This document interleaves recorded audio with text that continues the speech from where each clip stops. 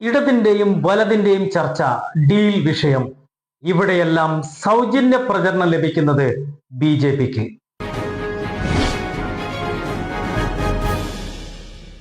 കേരളം ചുട്ടുപൊള്ളുമ്പോൾ താൽക്കാലിക ആശ്വാസമായി വേനൽ മഴ പലയിടങ്ങളിലും തകർത്ത് പെയ്തിട്ടുണ്ട്. പൊരിവെയിലിൽ 5 വർഷത്തിലൊരിക്കൽ വോട്ടർമാരെ തേടിയിറങ്ങുന്ന സ്ഥാനാർത്ഥികൾക്ക് അവർക്ക് മുൻപിൽ വാഗ്ദാനങ്ങളുടെ കെട്ടഴിക്കാനുമുണ്ട്.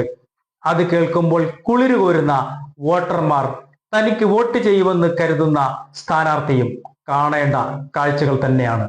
കേരള രാഷ്ട്രീയത്തിൽ പരസ്പരം പോരടിക്കുന്ന സ്ഥാനാർത്ഥികൾക്ക് ഇത്തവണ പറയാനുള്ള പ്രധാന ആരോപണം ഡീൽ തന്നെയാണ്. കോൺഗ്രസ് പറയുന്നു CPM BJP ഡീലാണ് നടക്കുന്നതെന്ന്, CPM പറയുന്നു കോൺഗ്രസ് BJP ഡീലാണ് നടക്കുന്നതെന്ന്. എന്തായാലും ഡീലിൽ മുഖ്യ കഥാപാത്രം BJP ആണെന്ന് ഉറപ്പിക്കാം.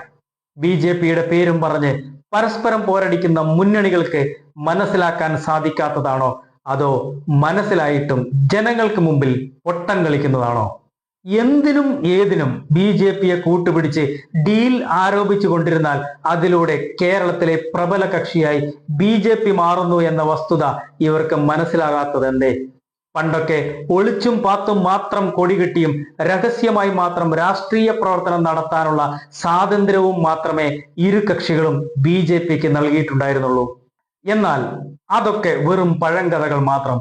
ഇന്ന് ഇന്ത്യ ഭരിക്കുന്ന പ്രധാന രാഷ്ട്രീയ പാർട്ടികളിൽ മുൻപന്തിയിൽ തന്നെ BJP എന്ന പാർട്ടി മഹാമേരു പോലെ നിലകൊള്ളുന്നു. തുടർച്ചയായി ഇന്ത്യ ഭരിച്ചുകൊണ്ടിരിക്കുന്നു. തിരഞ്ഞെടുപ്പുകളിൽ BJPക്കെതിരെ ഒരു മുന്നേറ്റവും കേന്ദ്രത്തിൽ നടത്തുവാൻ കെൽപ്പുള്ള ഒരു രാഷ്ട്രീയ പാർട്ടിയും ഉയർന്നു വന്നിട്ടുമില്ല. കണ്ണടച്ചു തുറക്കുന്ന വേഗത്തിൽ ഇന്ത്യയിൽ ശക്തരായ ഭരണകക്ഷിയാകുവാൻ BJPക്ക് സാധിച്ചത് എങ്ങനെയെന്ന് പരിശോധിക്കേണ്ടതാണ്. കേരളത്തിൽ ഇരു മുന്നണികളും എതിർത്ത് ഇന്ന് തങ്ങളുടെ അടിവേര് തന്നെ പിഴുതെറിയാനും മാത്രം ശക്തമായ സംഘടനാ ശക്തി നേടിയെടുക്കാൻ BJPക്ക് സാധിച്ചു. കേരളത്തിൽ മുസ്ലിം വോട്ടുകളിൽ മാത്രം കൂടുതൽ സ്വാധീനം ചെലുത്താനായിട്ടില്ലെങ്കിലും മറ്റുള്ളവരിൽ BJPക്ക് സ്വാധീനം വർദ്ധിച്ചിട്ടുണ്ട്. ഇടതുപക്ഷത്തിനൊപ്പം എന്നും നിലകൊണ്ടിട്ടുള്ള ഈഴവ ദളിത് വിഭാഗങ്ങൾക്കിടയിലും BJP എന്ന പാർട്ടിയെ സ്വീകരിക്കാൻ തുടങ്ങിയിട്ടുണ്ട്.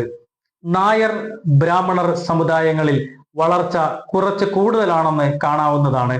കേരളത്തിലെ ഹിന്ദു വോട്ടുകളിൽ ഏകദേശം 21% BJP നേടിയെടുത്തിട്ടുണ്ട്.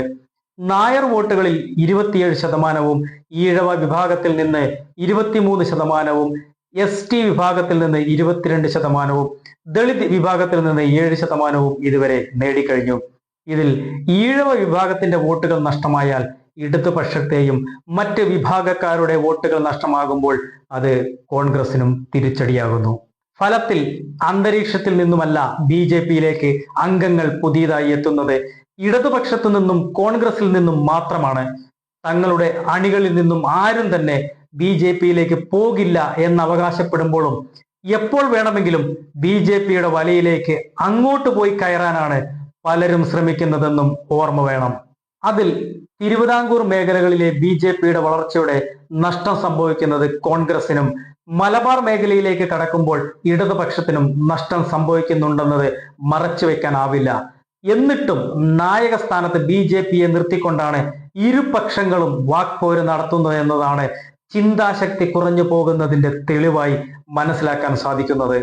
കേരള രാഷ്ട്രീയത്തിലായാലും ഇന്ത്യൻ രാഷ്ട്രീയത്തിലായാലും മതത്തെ പ്രത്യേക ലക്ഷ്യത്തിനായി ഉപയോഗിച്ച് വൻ വിജയത്തിലെത്തിയിട്ടുണ്ട് BJP.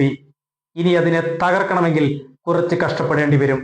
അങ്ങനെ കഷ്ടപ്പെട്ട് BJPയെ തോൽപ്പിക്കുന്ന കാലം വിദൂരമായതിനാൽ അതിന് മെനക്കെടാനൊന്നും ആർക്കും താല്പര്യമില്ല.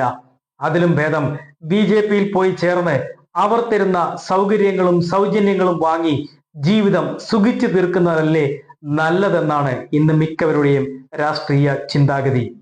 അതുപോലെ തന്നെ ഇടതിന്റെയും വലതിന്റെയും ഏക ധൈര്യം എന്നത് ന്യൂനപക്ഷങ്ങളുടെ സഹകരണമാണ്. BJPക്കെതിരെ ന്യൂനപക്ഷ സമുദായങ്ങൾ നിലകൊള്ളുമെന്ന ശുഭാപ്തി വിശ്വാസമാണ് അവരുടെ ബലം. എന്നാൽ കേന്ദ്ര സർക്കാരിന്റെ ഇടപെടലുകൾ പല കാര്യങ്ങൾക്കും ന്യൂനപക്ഷങ്ങൾക്ക് ആവശ്യമായി വരുന്നതിനാൽ അതിനുള്ളിലും വിള്ളലുണ്ടാകുവാൻ അധിക നാൾ വേണ്ടിവരില്ല. ക്രിസ്ത്യൻ ന്യൂനപക്ഷങ്ങളിൽ നിന്നും നിരവധി പേർ BJPയിലേക്ക് ചേക്കേറുന്ന കാഴ്ച കുറച്ചു നാളുകളായി കാണാവുന്നതാണ്. മറ്റു മതങ്ങളെ അംഗീകരിക്കാൻ താല്പര്യക്കുറവ് കാണിക്കുന്നവരും BJP യെ ഇഷ്ടപ്പെടാൻ തുടങ്ങിയിട്ടുണ്ട്. അതിൽ